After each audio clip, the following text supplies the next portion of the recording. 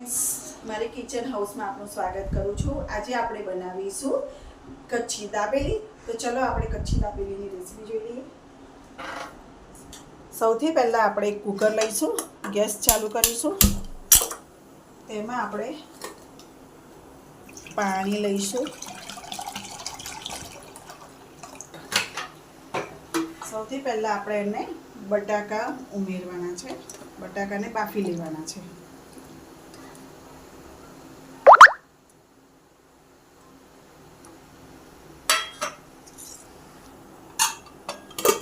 કુકરને આપણે બંધ કરી લઈશું। આપણે એને 5 વિસલ વગાડવાની, 5 થી 6 વિસલ વગાડવાની છે।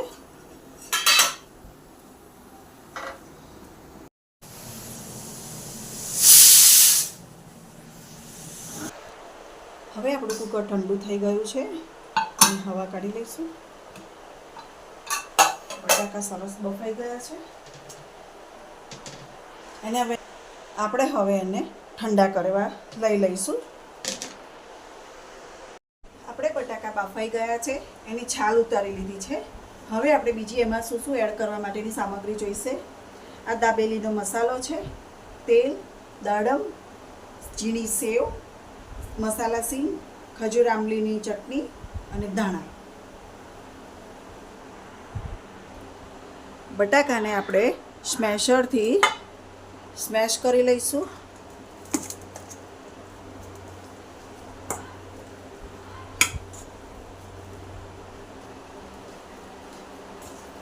હવે આપણે બટાકાને સ્મેશ કરી લીધેલા છે।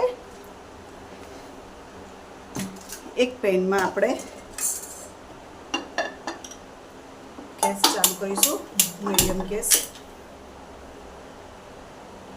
એમાં થોડું ઓઇલ લઈશું। આપણે ઓઇલ થોડુંક વધારે લેવાનું છે।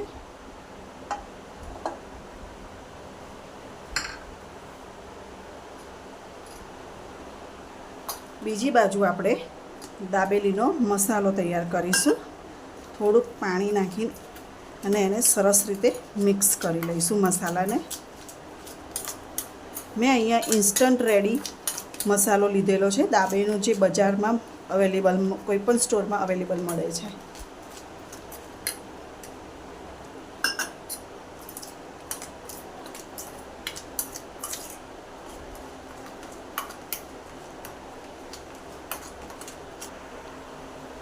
હવે આપણે તેલ ગરમ થઈ ગયું છે, એમાં આપણે આ મસાલો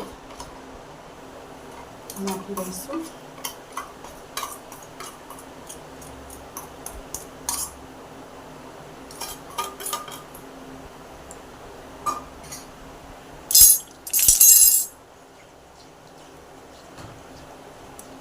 મસાલાને ધીમે ધીમે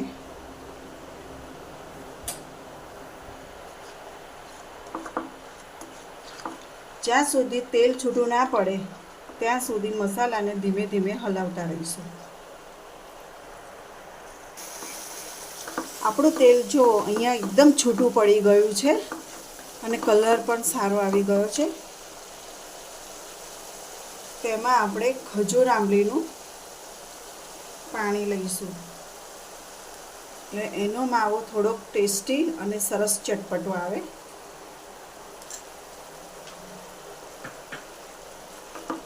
એને પણ આપણે મિક્સ કરી લઈશું।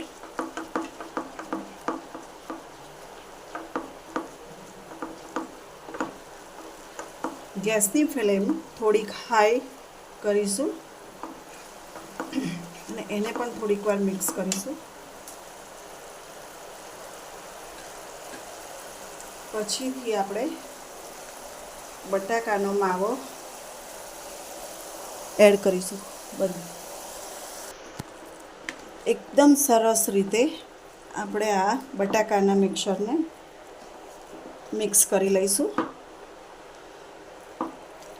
એનો કલર એકદમ સરસ આવી ગયો છે।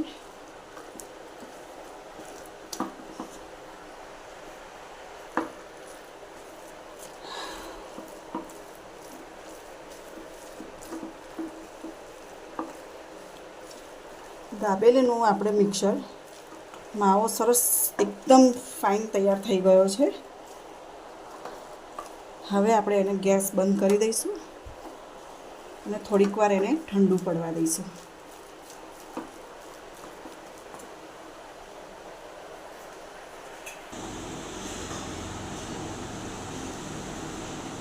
આપણે બંને સાઈડ પરથી કટ કરી લઈશું. આપણે માવામાં થોડા દાડમ ઉમેરીશું, થોડી ઝીણી સેવ લઈશું અને થોડા ધાણા સ્પ્રિંકલ કરીશું. હવે બંને મેં બધા કટ કરી લીધેલા છે. એમાં આપણે ટોમેટો કેચઅપ લગાવીશું. તમારે તીખી સ્પાઇસી જોતી હોય તો તીખી ચટણી પણ લગાવી શકો છો. અને માવો લઈને એને દાબેલીમાં ભરીશું. થોડા દાડમના દાણા, મસાલા સીંગ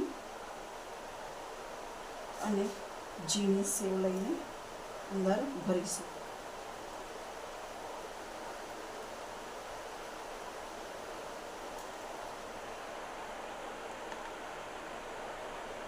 એવી બીજી પણ આપણે ટોમેટો કેચઅપ લગાવીશું. મારી ઘરે મારા બાળકને તીખું સ્પાઇસી જોતું નથી ને, એટલે મેં અહીંયા ટોમેટો કેચઅપ યુઝ કર્યો છે. તમે તમારી ઘરે સ્પાઇસી ચટણી, તીખી ચટણી હોય, લસણ ચટણી હોય એ પણ એડ કરી શકો છો.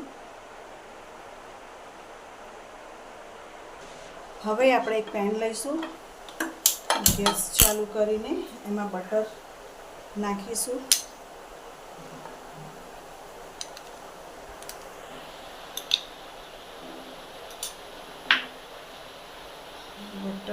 બટરને થોડું સ્પ્રેડ કરીશું આપણે.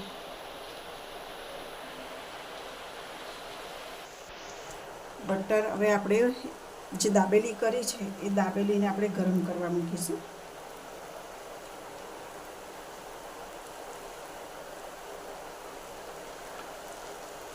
દાબેલી ઉપર આપણે થોડું બટર સ્પ્રેડ કરીશું.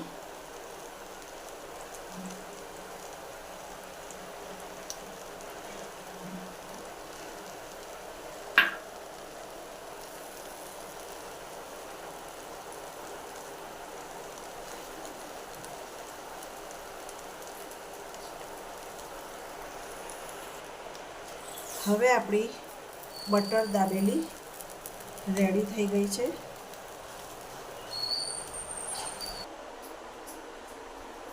આપણી દાબેલી રેડી થઈ ગઈ છે.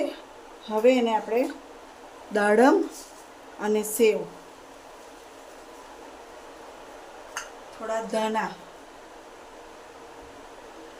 ગાર્નિશિંગ કરીશું.